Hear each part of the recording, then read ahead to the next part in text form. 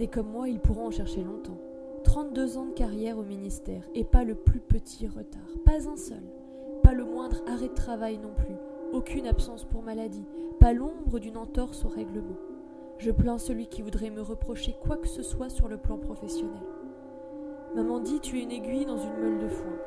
Et pourtant, malgré mon honnêteté prouvée durant ces 32 ans de carrière au ministère, et pas le plus petit retard, on refuse toujours de m'accorder la arrêt de travail non plus, aucune absence pour maladie, pas n'avance qu'à l'ancienneté dans les échelons indiciels. Je plains celui qui voudrait me reprocher quoi que ce soit sur le plan professionnel. La dernière fois que je suis allée trouver maman dit, tu es une aiguille dans une meule de foin.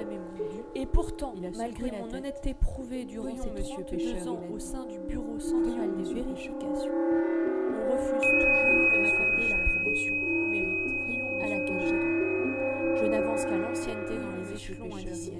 Je piétine, monsieur Pêcheur. La dernière fois que je suis allée trouver le chef du bureau qui me réclamait mon dû, voyons monsieur Pêcheur, il a dit. Voyons monsieur Pêcheur, il a dit. Voyons monsieur. J'ai serré mon bras autour de ta taille. Tu flanchais, garçon. Tu avais le regard perdu de ceux qui s'étonnent d'être encore en vie, alors qu'ils ont mis un acharnement particulier à tenter de disparaître. Le square d'Anvers était plongé dans l'obscurité. Je t'ai soutenu jusqu'au boulevard. Là, j'ai tendu la main vers un taxi. J'ai dit, tu te tiens bien. Tu as hoché la tête. J'ai serré mon bras autour de ta taille. Tu flanchais, garçon. Tu ne faisais plus ton âge. Tu avais le regard perdu de ceux qui s'étonnent d'être encore avec cet abandon infantile sur le visage particulier. J'avais retenu ton adresse, 82 rue d'Anvers, était plongé dans l'objet. J'ai annoncé notre destination à Cap jusqu'au boulevard. J'ai serré mon bras autour de ta taille. Tu flanchais, cherchais l'époux. Tu avais le regard perdu de ceux qui s'étonnent d'être encore en vie, alors qu'ils ont mis un acharnement particulier dont tu as disparu. Je t'ai trouvé beau. Avec cet d'Anvers était plongé dans l'obscur visage. Je t'ai soutenu. J'avais retenu ton adresse, 82 rue la main vers un taxi. J'ai annoncé notre destination à Cap. Tu as hoché la tête. J'ai serré mon bras autour de ta taille. Tu flanchais, garçon. Tu avais le regard perdu de ceux qui s'étonnent d'être encore en vie, alors qu'ils ont mis un acharnement particulier à tenter de disparaître. J'ai dit oui. Le square d'Anvers était plongé dans l'obscurité. Je t'ai soutenu jusqu'au boulevard. Là, j'ai tendu la main vers un taxi. J'ai dit, tu te tiens bien. Tu as hoché la tête. Nous sommes engouffrés dans le véhicule. Tu ne faisais plus ton âge brusquement. Je t'ai trouvé beau, avec cet abandon infantile sur le visage. C'était l'époque à demi effacée aujourd'hui, presque fabuleuse des années 14-18.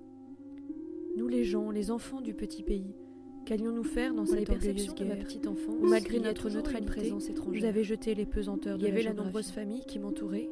Ceux qui jusque-là avaient été des voisins et mêlés de force à nous étaient devenus des ennemis, pires, des barbares. C'est bien loin nous obliger à vivre notre enfance. C'était l'époque à demi effacée aujourd'hui dans la haine, presque fabuleuse des années 14-18. Ils étaient chez nous, avec leurs armées, nous les gens, les enfants du petit pays, leur langue. Qu'allions-nous faire dans cette orgueilleuse guerre qui s'est allée avec malgré notre neutralité, vous avez jeté les pesanteurs de la géographie des ordres. Ceux qui jusque-là avaient été réfugiés pendant la guerre, dans la demeure de notre grand-père, où se trouvait aussi la famille de nos cousins, qui nous obligeaient à vivre notre enfance. Les enfants étaient nombreux, et nous formions entre nous, ils étaient au jardin, une république enfantine, leurs canons, orientés vers leur langue, mais où nous discutions souvent, avec arrogance qui aurait bien sombré nos inscriptions, ce que nous parvenions à comprendre de la guerre, et que les adultes nous étions réfugiés pendant la guerre, dans la demeure de notre grand-père, une seule langue imposée de force de nos cousins. C'est ce qui arriverait, pensions les enfants étaient nombreux, si l'ennemi remportait la victoire. Et nous formions entre nous, ils étaient chez nous, avec leurs armes enfantines, leurs canons, orientés vers leur langue, mais que nous n'entendions pas, souvent, qui s'est allé avec arrogance dans d'innombrables inscriptions, ce que nous parvenions presque toutes étaient des de la guerre, avec leurs armes, et que les adultes, leurs canons, leur langue, un seul on n'entendions pas, une seule langue qui s'est allée avec arrogance dans d'innombrables inscriptions. C'est ce qui arriverait, pensions-nous, qui si l'ennemi remportait la victoire. Ils étaient chez nous, qui presque avec leurs armées, leurs canons, leur langue, que nous n'entendions pas, qui s'est allée avec arrogance dans d'innombrables inscriptions, qui presque toutes étaient je hais les dormeurs, avec leurs armées, ce sont des morts qui n'ont pas dit canons, leur dernier mot. Leur langue, ils méconnaissent la nuit quand elle est pleine. Qui s'est allé avec arrogance dans d'innombrables inscriptions. Je veux que l'on se place sous les corbeaux qui abritent la terre de minuit avec leurs ailes ouvertes. Qui presque on ne peut pas guerroyer avec les dormeurs. Leur sommeil est plus fort que ma guerre. Il emporte tout. Puisque votre sommeil est plus fort que ma haine, je vous le laisse. Mais installez-vous dans les arbres, allongez-vous sur les toits, renversez-vous contre les murailles, adossez-vous aux fontaines, ingurgitez l'obscurité avec le roulement de l'eau potable, sortez, ne boudez plus infiniment la nuit. Je ne peux pas guerroyer avec les dormeurs, les lits ont été créés plus fort que ma guerre. Il emporte, ne perdez pas votre connaissance, que votre sommeil est plus fort que ma haine, je vous le laisse. Mais installez-vous dans les arbres, allongez-vous sur les toits, renversez-vous contre les murailles, adossez-vous aux fontaines, ingurgitez l'obscurité avec le roulement de l'eau potable, sortez, ne boudez plus infiniment la nuit. Ne perdez pas votre connaissance. Les lits ont été créés pour souffrir, ce sont des morts. Les lits ont été créés, ne perdez pas votre connaissance dedans. Les lits ont été créés pour souffrir et pour jouir. Ne perdez pas votre connaissance dedans. Tu ne seras pas surprise si je te dis que je me trouve dans la bibliothèque. L'endroit idéal pour t'écrire. Tu sais que j'aime les livres. Est-ce que ce n'est pas toujours notre histoire qui est écrite? Je veux dire la tienne, la mienne. Pourquoi je te dis cela? C'est que j'ai fait un rêve.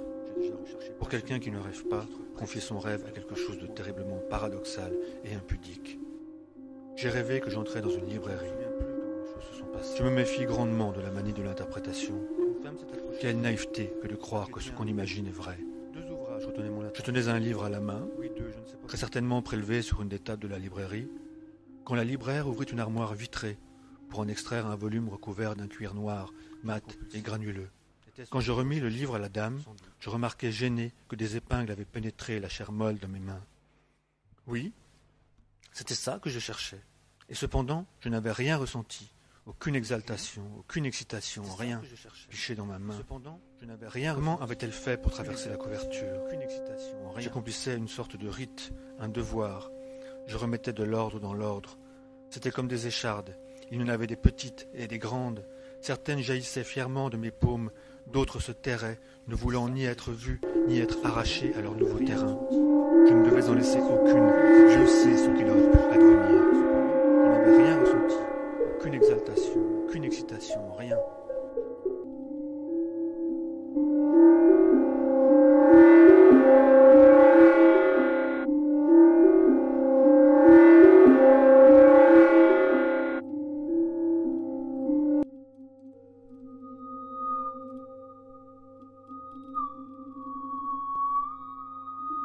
Elle revient du marché terriblement chargée. Essoufflée, elle a à peine le temps de pousser le chariot jusqu'à la cuisine que le téléphone se met à sonner. Elle regarde la pendule, 1h30 déjà. Allô? Ah, c'est toi, comment va la Néna? Oh oui, à son âge, hein. Nous nous faisions du souci beaucoup. Elle est tire-nue déjà hier. J'ai dit à ton père, elle a dû prendre froid, elle voulait pas mettre ses chaussons. On attrape tout par les pieds.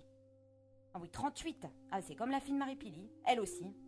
Et le médecin? T'as rendez-vous à 7h. Bah oui, je pourrais venir. Allô? Je me faisais du souci. Ah, c'est toi, comment va la Néna? Oui, ton père doit m'appeler. Je lui dirai. Mais tu sais, un travail en ce moment. On attrape tout par les pieds. Je sais pas. De toute façon, tu me rappelles, d'accord? Un baiser à la Néna. Oh oui, à son âge. Elle raccroche et va à la cuisine. 2h moins 20.